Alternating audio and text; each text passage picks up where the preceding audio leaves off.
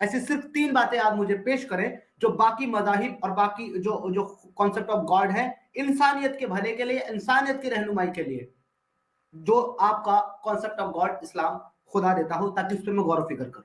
हम वाक और अभिव्यक्ति की स्वतंत्रता के बारे में भारतीय संविधान के अनुच्छेद 19 का पुरजोर समर्थन करते हैं। उदाहरणों, छवियां और संदर्भों सहित यह वीडियो केवल मनोरंजन, सूचना और शैक्षिक उद्देश्यों के लिए प्रदान किया गया है और चैनल किसी भी अवैध गतिविधियों को बढ़ावा या प्रोत्साहित नहीं करता है। हमारा मकसद समाज को जागृत करना है। जय हिंद, सलाम, नमस्ते मेरे दोस्तों, मैं तोहफा एक्स मुस्लिम। आज मैं आपके लिए एक्स मुस्लिम समीर भाई की वो डिबेट लेकर आया हूँ, वो डिबेट जिसने जैद पटेल की यूट्यूब कैरियर को बिल्कुल खत्म कर दिया। यही कारण है कि आज की तारीख में बड़े बड़े उलेमाए दीन एक्स मुस्लिमों से डिबेट करने से डरते हैं कि कहीं उनका बना बनाया कैरियर सिर्फ एक डिबेट से ही द एंड हो जाए, क्योंकि उनको अच्छे से पता है कि एक्स मुस्लिमों के लॉजिकल सवालों का जवाब देना मुश्किल ही नहीं बल्कि नामुमकिन है। और उनको अच्छे से ये भी पता है कि हमारे बेतुके जवाब से हमारे फॉलोअर्स संतुष्ट नहीं होंगे। तो आइए देखते हैं एक्स मुस्लिम समीर भाई की जैद पटेल के साथ बेहद लॉजिकल डिबेट। पहले मैं उसका जवाब देना चाहूंगा जो हमारे मोहतरम दोस्त ने कहा था कि अल्लाह को गैब का इल्म है, तो मैं कहता हूं कि नहीं है। क्यों? क्योंकि सूरह नंबर 3 आले इमरान आयत नंबर 144 में अल्लाह कहता है कि अल्लाह को नहीं पता कि मोहम्मद कत्ल किया जाएगा या उसको मौत आएगी। अल्लाह नहीं जानता है। अल्लाह अपनी ला इल्म का इजहार कर रहा है। सूरह ताहा सूरह नंबर 20 आयत नंबर 17 में कहता हूं कि अल्लाह को नहीं पता कि मूसा के हाथ में क्या है, वो नहीं जानता।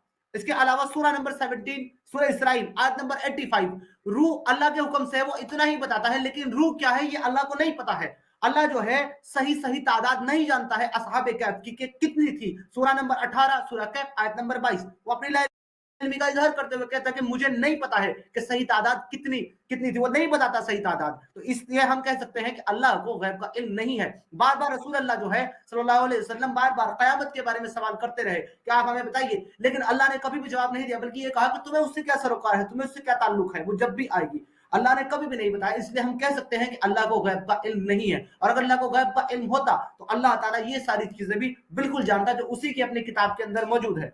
अब बार जो है हमारे हजरत जो है इस डिस्कशन को आगे नहीं बढ़ा रहे हैं, बार बार एक सवाल कर रहे हैं कि मैं ये मान लूं एक अल्लाह का कॉन्सेप्ट है, सही है, चले मैं आपकी खुशी के लिए मान लेता हूं, ठीक है, एक अल्लाह का कॉन्सेप्ट, सॉरी एक गॉड का जो कॉन्सेप्ट है वो सही है, लेकिन वो गॉड अल्लाह है ये आप कब साबित करेंगे हजरत? मैं उसके इंतजार में हूं। Please prove me that Islamic God is a true God. जी चलिए, मुझे एक बात की बहुत खुशी है कि समीर ने बात कही है कि एक गॉड का कंसेप्ट सही है। वेरी गुड समीर, ये होती है बात एक ट्रुथ सीकर की कि आप सच बोलिए। अब दो का कंसेप्ट गलत है ये भी बोल दीजिए ना, दो का गलत है, मेनी का गलत है ये भी बोल दीजिए। एक का सही है, दो भी सही है, यानी 1 = 2, यानी 1 = many। ये क्या मैथ्स हुआ? ये तो हमें ऐसा नहीं, बट आई होप इसमें आप पॉजिटिवली रहिए। मैं आपके ऊपर मजाक नहीं उड़ा रहा हूँ, मैं सिर्फ आपसे रिक्वेस्ट कर रहा हूँ। सेकंड में आपसे मैं शेयर कर रहा हूँ, देखो क्या हो रहा है ना समीर, एक बात है ना, आप क्या करना, आप जो वर्सेस कोट करते हैं ना उसके अंदर एक मिस्टेक या डिसऑनेस्टी मैं आपको नहीं बोलूंगा, लेकिन मिस्टेक, क्लियर ब्लंडर दिख रहा है। ये आयत में बताओ कहां दिया है कि अल्लाह के पास इल्म गैब नहीं है? बताओ, आपकी एक एक आयत को खोल के मुझे इसमें वर्ड्स बताओ कि अल्लाह नहीं जानता। उसने नहीं बताया। ये बात है कि अल्लाह ताला इंसान को वही बताता है जो इंसान के लिए जरूरी है, लेकिन आप कहते हैं कि इसमें यह साबित होता है कि उसको नहीं पता है। वर्ड्स बताओ इसमें, या तो वर्ड्स बताओ या तो गलती एक्सेप्ट करो। Okay, should I open this? इसको जी थोड़ा जी बड़ा करेंगे आप, इसको थोड़ा बड़ा करेंगे प्लीज।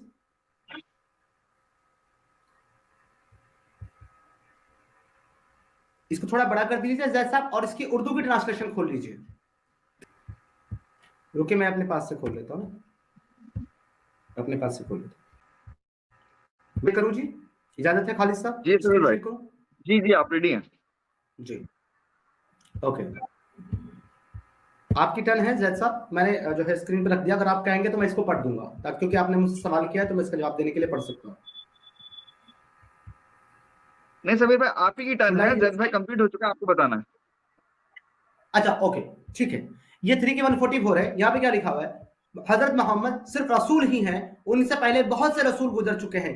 क्या, अब यहां से आपने ध्यान देना है, क्या अगर उनका इंतकाल हो जाए या शहीद हो जाए तो तुम इस्लाम को अपने, यानी कि इसमें क्लियरली दोनों कंडीशन यहां पर रख रहा है कुरान कि क्या या तो उनका इंतकाल हो जाए या वो शहीद कर दिए जाए। तो क्या अल्लाह को नहीं पता है एग्जैक्टली कि उनका इंतकाल होगा या वो शहीद किए जाएंगे? अल्लाह ताला ये दो स्टेटमेंट क्यों दे रहा है?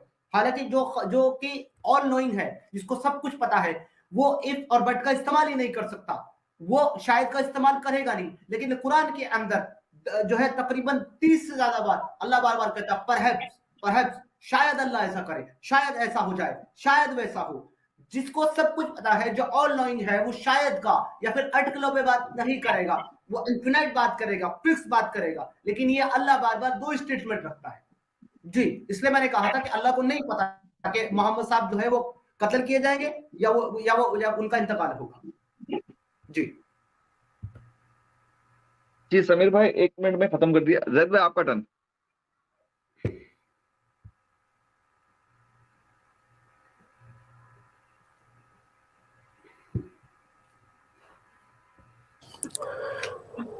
समीर ने ये आयत में वर्ड्स नहीं दिखाए कि कहां ये दिया है कि अल्लाह नहीं जानता, कहां ये दिया है। देखो यहां पे अल्लाह ने बताया नहीं है, डिस्क्लोज नहीं किया है कि प्रॉफेट मोहम्मद सल्लल्लाहु अलैहि वसल्लम का इंतकाल होगा या कत्ल कर दिए जाएंगे, वो डिस्क्लोज नहीं किया है।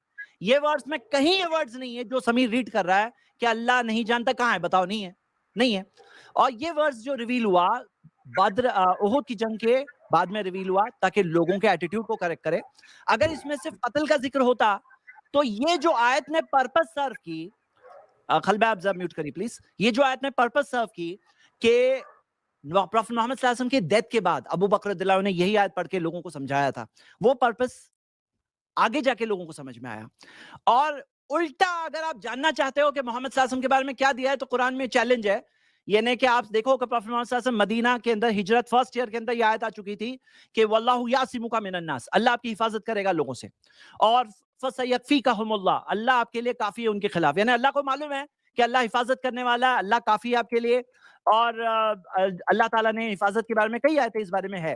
अब यहाँ पे ये देखो कि मोहम्मद सल्लल्लाहु अलैहि वसल्लम के ऊपर आप देखिए 28 जंगों में शरीक हुए, 28 बैटल्स, ये वर्ड्स आता है। इसके बाद 10 साल तक प्रॉफेट मोहम्मद सल्लल्लाहु अलैहि वसल्लम जिंदा है, 28 जंगों में शरीक है। ऐसे ऐसे बैटल्स है कि जिसके अंदर आप देखो बद्र में 313 वहां हजार है, उहुद की जंग में 70 साहबा शहीद हो गए, पर अल्लाह ने बताया कि वल्लाहु यासिमुका मिनन नास। 28 जंगों में मोहम्मद सल्लल्लाहु अलैहि वसल्लम है, कई असैसिनेशन अटेम्प्ट्स होते हैं। किससे पता हो सकता था कि प्रॉफेट मोहम्मद सल्लल्लाहु अलैहि वसल्लम का इंतकाल नहीं होगा? किससे पता हो सकता था? किससे पता हो सकता था कि शरीयत, इस्लामिक शरिया आहिस्ता आहिस्ता आ रही थी, शराब एक साथ में हराम नहीं हुआ, आहिस्ता आहिस्ता हराम हुआ, और कई सारे जो इस्लामिक लॉज है वो आहिस्ता आहिस्ता आए। तो किससे पता हो सकता था कि 15 मोहम्मद सेकंड सल्लल्लाहु बचे अलैहि जैद वसल्लम भाई। तक जिंदा होने वाले, जाज तक जिंदा रहने वाले हैं, पूरी शरीयत मुकम्मल होगी। कुरान का वर्ड्स आएगा सूरा 5 आयत नंबर 3 कि अल यौमा अकमलतु लकुम दीनकुम, इस दिन दीन मुकम्मल हो गया। उसके बाद जाके नेचुरल डेथ होगी, किससे पता हो सकता था? तो उल्टा आपका ये जो चीज है, मिसाल है, टाइम खत्म आपका। 3 मिनट हो चुके हैं जी। I'm ready.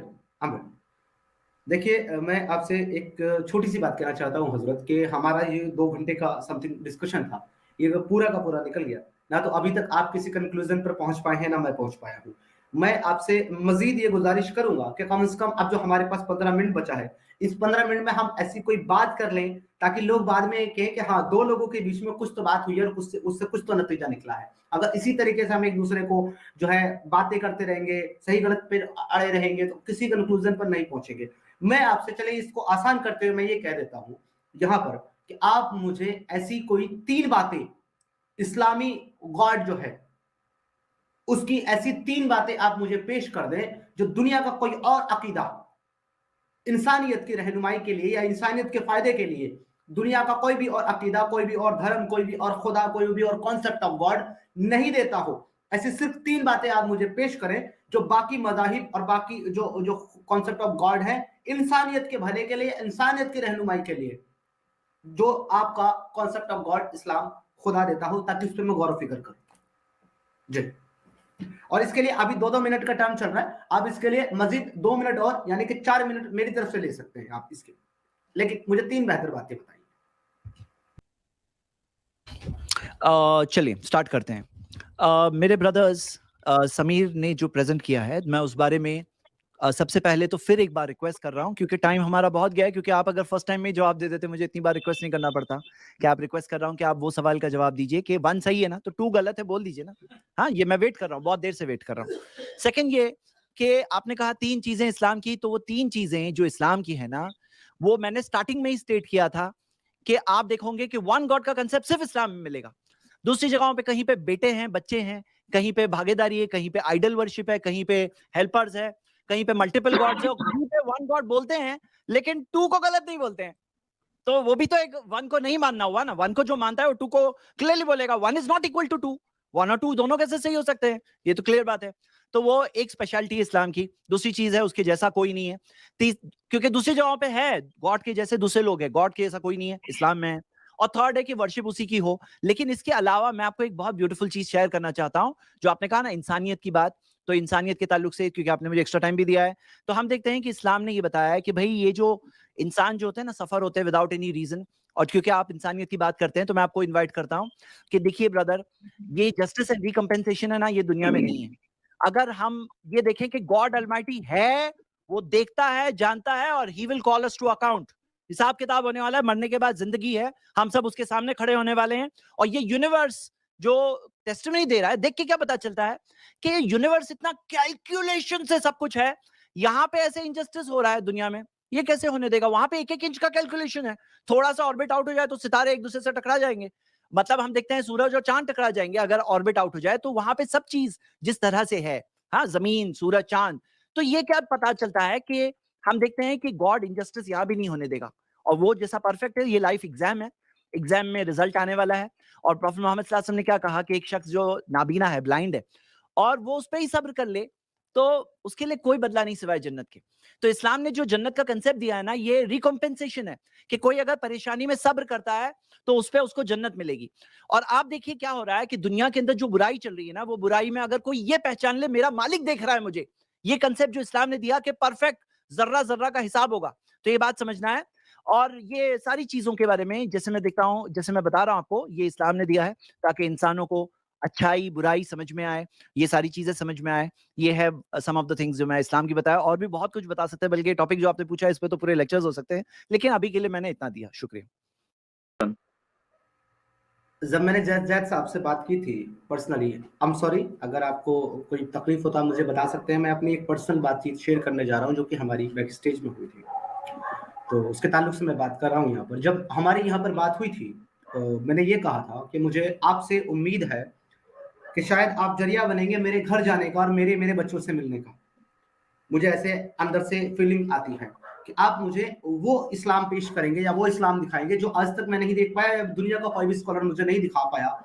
लेकिन जैद साहब, अफसोस सद अफसोस, मुझे बड़ा अफसोस है कि शायद अभी और वक्त बाकी है मुझे मेरे बच्चों से मिलने के लिए, क्योंकि आपसे मैंने मुतालबा ये किया था कि आप मुझे इंसानियत को या इंसानियत के फायदे की ऐसी 3 बातें पेश करें जो इस्लाम देता हो और कोई और मजहब ना देता हो। आप कह रहे एक गॉड का कॉन्सेप्ट देता है, अगर एक गॉड का कॉन्सेप्ट मान भी लें कि इस्लाम देता है तो इससे इंसानियत का क्या फायदा है? भला कोई नहीं, नथिंग। इंसानियत को फर्क नहीं पड़ता एक गॉड है या उससे ज्यादा गॉड है, क्योंकि इंसानियत को गॉड से कोई लेना देना ही नहीं है आज के वक्त में, इस हाईटेक जमाने में। लेकिन फिर भी अगर आप ये कह रहे हैं कि सिर्फ इस्लाम देता है, तो मैं आपकी जो है जानकारी के लिए बता दूं, जुडाइज्म और क्रिश्चियनिटी ये दोनों भी एक ही गॉड के कॉन्सेप्ट पे चलते हैं। और जिसको आप अलग तरीके से समझते हैं, जो कि ट्रिनिटी है एंड ऑल है, वो एक अलग कॉन्सेप्ट है, अलग कॉन्सेप्ट ऑफ डिबेट है। उसको डिफेंड करने के लिए कोई क्रिश्चियन आपके सामने आएगा या फिर कोई ज्यू आएगा, मैं उस पर बात नहीं करूंगा। बट राइट नाउ आपने जो पेश किया है, तो वो अकीदे के ऊपर मैं बात कर रहा हूं कि बहुत सारे ऐसी बिलीफ है जो एक गॉड का कॉन्सेप्ट पेश करते हैं। आपने जो कहा कि तारे अपने जो है एक सिस्टमेटिक तरीके से हर चीज है, अगर ये इधर उधर हो गई तो इंसानियत खत्म हो जाएगी।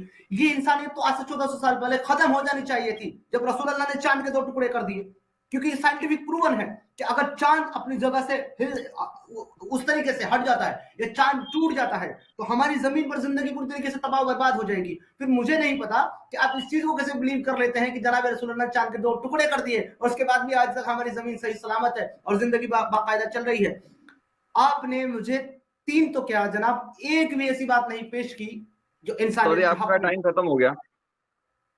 दोस्तों, आप सबको ज्ञात होनी चाहिए कि इनके उलेमाए दीन लॉजिकल बेस पर एक्स मुस्लिमों के सवालों का जवाब नहीं दे सकते हैं, तो फिर ये एक्स मुस्लिमों को रोकने के लिए तरह तरह के हथकंडे अपनाते हैं और ये पूरी दुनिया में अपनी आबादी की बुनियाद पर और मस्जिदों में सिर्फ एक ऐलान करके दबाव बनाते हैं। और इस बारे में आपकी क्या फीलिंग है, कमेंट में लिखिएगा जरूर। और एक्स मुस्लिम एक्टिविज्म के लिए हमारा समर्पण आकर्षक है, तो ज्वाइन बटन दबाकर हमारे चैनल का मेंबरशिप ले लीजिए, हमें और ज़्यादा सपोर्ट मिलेगा। और चैनल को सब्सक्राइब किए बिना ना छोड़े। साथ में वीडियो को लाइक, शेयर और कमेंट भी किया करें, ताकि आपके लिए अच्छी अच्छी डिबेट हमेशा लाता रहूं। तो फ्रेंड्स, आज की डिबेट को यहीं पर एंड करते हैं। फिर से हाजिर होऊंगा आपके बीच एक और नई डिबेट लेकर। अपना और अपनों का ढेर सारा ख्याल रखिए। इंसानियत जिंदाबाद। वंदे मातरम।